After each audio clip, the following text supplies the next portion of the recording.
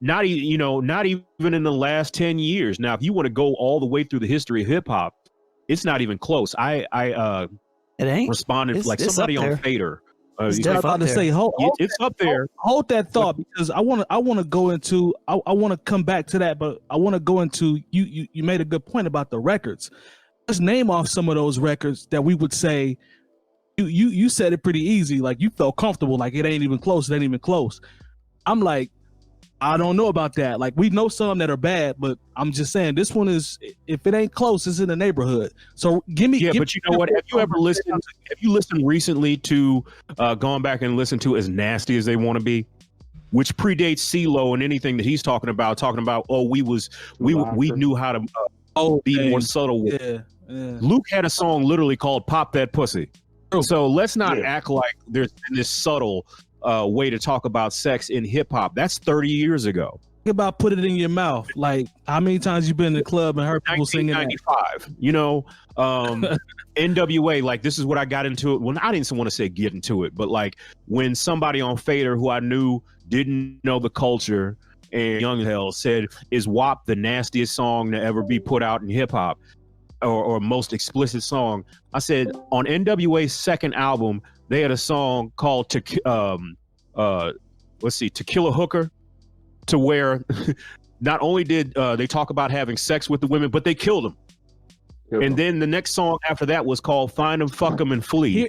Where MC Ren was talking about having sex with an underage Black girl. Pussy by DJ Quick. Sweet Black Pussy. Yep.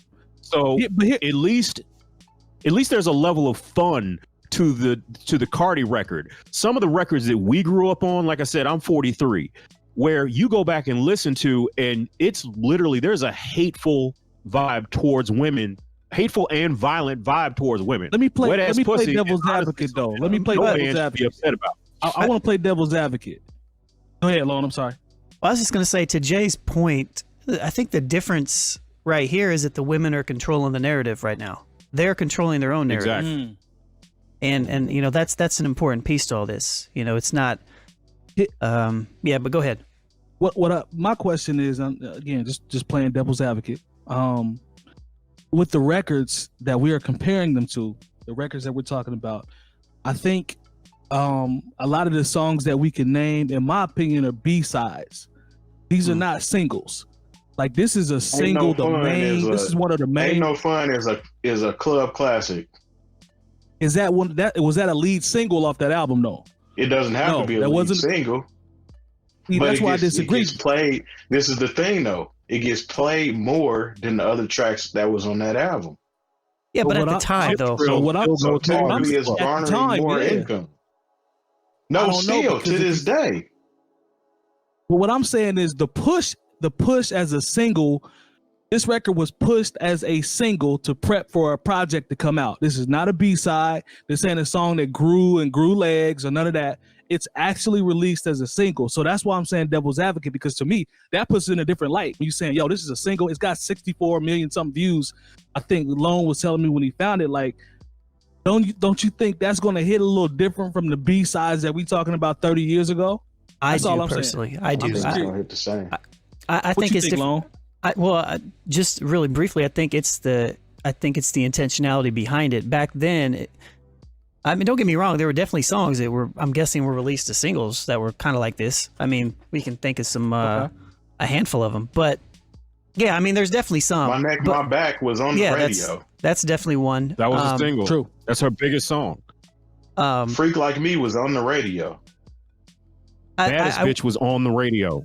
What I'll also say though is that, like, even like how they're even how they're writing, like, and how there's no subtleties at all in Cardi's verses at all. There's like no subtleties. It's like straight to the point.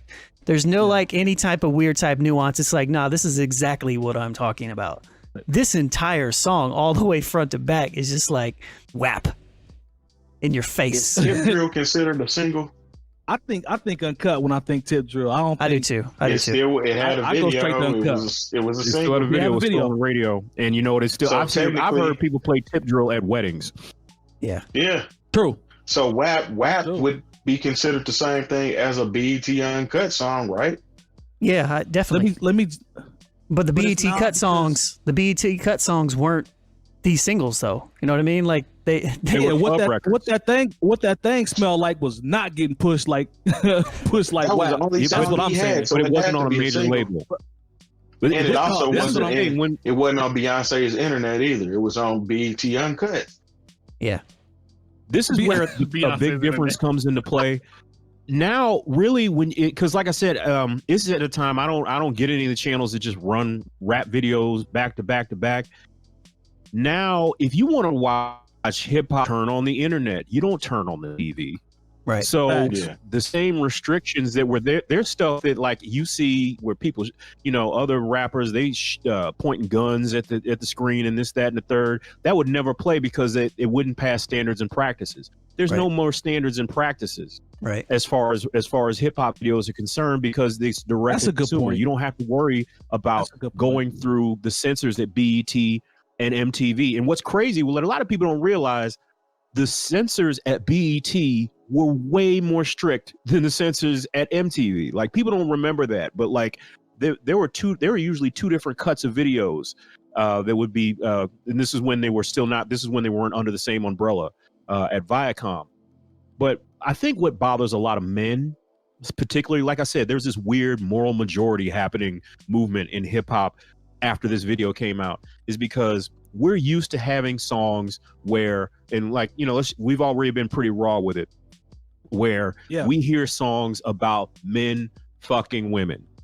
Yep. This is a song about a woman asserting her dominance and her sexual wanting to make sure she's satisfied and fucking a man and being unapologetic about it. And there's always going to be a level of pushback against that because there are men, no matter how liberal they consider themselves to be on the other side, when it's women asserting themselves in this way, they're always going to be uncomfortable. It goes Nine back times to out of Kim. 10, these is It cats. goes back to Nine Millie times out of Jackson. 10, though, these are cats that don't have game and could never get a woman like that. So they use That's fair. This if a woman's never got that WAP for you, then you probably are upset about this. I was kind of upset that I wasn't at the club this weekend and see how many times me and DJ Lockstar could play it back to back and see what the reaction would be. Like, yeah, you got to understand when you the song that they sampled, there's some hoes in this house. Right. It's a club staple, Bruh. it's a house staple. Hey, and you know who gets money from that? Do y'all know who Frank Ski is? Oh yeah. Mm-hmm. Yeah, Frank Ski. Like, he was one of the writers. Basically, he wrote "There's Some Hoes in This House." Oh, he getting a good old he's check listed from as one of this. the writers on this song, so he's probably getting a nice check because they sampled, something that he wrote just 35 years ago. That's some DMV stuff, Shit, right? what Some about Baltimore? Baltimore? DJ Jimmy? And then the response, the women's response, ladies' response, whatnot. I mean, because that's all off that Frank Ski. Like, that's all from that original record. She said, "Suck my pussy for a pork chop." In response to, Hey, what my guy say? Somebody's getting some points off that. What do you say about the starter? First of all, y'all. I'll ride that dick a little harder, and a nigga might buy you a starter. We're definitely not monetizing this video. Nah, this one ain't gonna get monetized. Hey, y'all whack for downplaying my comment from Nicole, man. She's the only woman in the chat. Goofy. That's valuable. That's profound right there. Y'all some haters. No, yeah, that's you and that 1G ass internet. I'm sorry, sir. Yep. Nobody knew what you was talking about.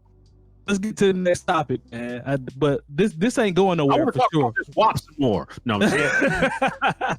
It ain't going nowhere. It's gonna come back up. Somebody else gonna say some other shit, and I got a feeling it'll pop back up. I just don't see. Oh yeah, it's gonna pop back up. I was just using those as put quotations around those words and phrases that I use. That's for educational purposes. I got you. All right. Yeah, I love pork So- chops. I love pussy and pork about- chops. Sometimes together. I If need you've all that. enjoyed this segment of the New Old Heads podcast, make sure to join our live show every Tuesday at 9 p.m. Eastern at twitch.tv/bringingdowntheband and join our private Discord community with talks on hip hop, music, news, and everything else. Links in the description below.